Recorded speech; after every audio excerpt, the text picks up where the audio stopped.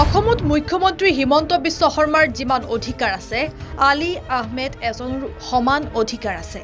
অসমৰ মুছলমানসকল হাৰে হিমজুৱে অসমীয়া, আমি ভাৰতৰ নাগৰিক।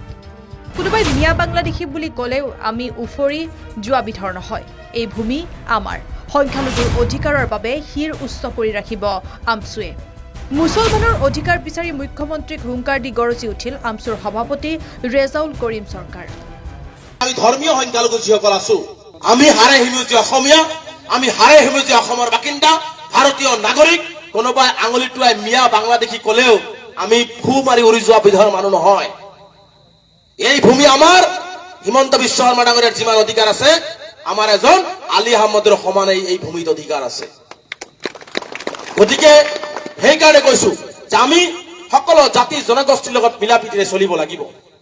আজি মুছলমান সমাজক মই আহ্বান জনাম, আজি আপোনালোকৰ যদি কোনো বিপদ হয়, হিন্দু ভাইসকলক আপোনালোকে আহ্বান জনাওক, অইন জনগোষ্ঠীৰ ভাইসকলক আহ্বান জনাওক যে আমাৰ সমাজত এই ধৰণৰ বেয়া কাম চলিছে, আমাৰ এইটো বেয়া হৈছে, আহক মিলিজুলি আমি সমাজ পৰিৱৰ্তন কৰো। আমি মানুহ হিচাপে সকলো জাতি জনগোষ্ঠীৰ লগত মিলা প্ৰীতিৰে চলিব লাগিব। ঘৃণাৰ বাতাবৰণ দূৰ কৰিব লাগিব। অসমখন যদি ৰক্ষা কৰিব লগা হয়, অসমখন যদি ধৰি ৰাখিবলগীয়া হয়, তেনেহলে আমি মুছলমান সমাজে আগভাগ ল'ব লাগিব। কাৰণ এইটো কথা মনত ৰাখিব, আজি অসমখন যেনেকুৱা থান বান কৰি আছে, এটা কথা মনত ৰাখিব, আজি মই স্পষ্টকৈ কৈ গৈছো, এই থান বানৰ অসমখন যদি ধৰি ৰাখে, অসমৰ মুছলমান সকলে ধৰি ৰাখিব।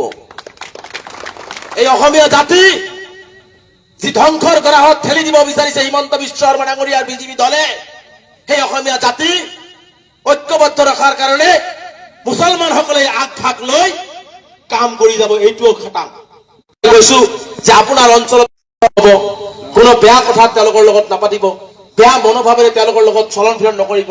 আমি মানুহ হিচাপে যাতে সকলো জাতি জনগোষ্ঠী চলিব পাৰো। যি শংকৰদেৱ গুৰুজনাই, আজ মাধৱদেৱ, আজান ফকীৰ চাহাব, তেওঁলোকে যে আজি এখন বৰ অসমৰ সপোন দেখিছিল, যি সুন্দৰ এখন সপোন দেখিছিল যে আমি সকলোৱে মিলা প্ৰীতিৰে হিন্দু মুছলমান ভাই ভাই হিচাপে আমি অসমখন আগুৱাই লৈ যাম, সেই তেনেকুৱা এখন অসম আমাক লাগে। আমাক হিমন্ত বিশ্ব শৰ্মা ডাঙৰীয়াৰ হিন্দু মুছলমানৰ অসম নালাগে। কাৰণ হিন্দু মুছলমানৰ অসমখন কৰি অসমৰ ৰাইজক পংগু কৰিব আৰু তেওঁৰ গাদীটো তেওঁ ৰক্ষা কৰি চলি থাকিব। গতিকে আমাক তেনেকুৱা অসম নালাগে। আমাক এনেকুৱা অসম লাগে যিখন অসমত শদিয়াও থাকিব, বৰাকো থাকিব, বিটিয়াডিও থাকিব, ৰাভা হাজঙো থাকিব, ইফালে ধুবুৰী মানকাচৰো থাকিব, উত্তৰ অসমৰ লখিমপুৰো থাকিব, ধেমাজিও থাকিব। তেনেকুৱা অসম আমাক লাগে। থান বান হোৱা অসম, ভাং ভাং হোৱা অসম আমাক নালাগে। গতিকে সেইকাৰণে মই বিনম্ৰতাৰে আপোনালোকক আহ্বান জনাইছো যে আপোনালোকে সকলোৱে মিলিজুলি সমাজ পৰিৱৰ্তনৰ কাৰণে সকলো জাতি জনগোষ্ঠীৰ লগত ঐক্যবদ্ধভাৱে কেনেকে চলিব পৰা যায় সকলোৱে দায়িত্ব লওক।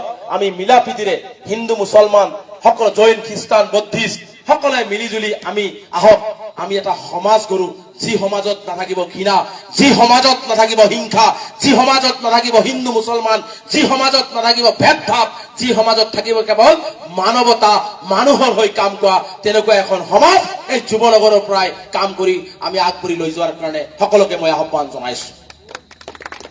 গতিকে আমি এই ঘৃণা বিদ্বেষৰ সমাজৰ পৰিৱেশ আঁতৰাই ব্ৰহ্মপুত্ৰত পেলাই এখন নতুন সমাজ, সমন্বয়ৰ সমাজ, এটি ধৰ্ম নিৰপেক্ষ সমাজ আমি গঢ়াৰ কাৰণে আমছুৱে বা ইয়াৰ অঞ্চলৰ যুৱ সংগঠন বিলাকে সকলো ৰাইজে যদি লয়, নিশ্চিতভাৱে ভাল হ'ব।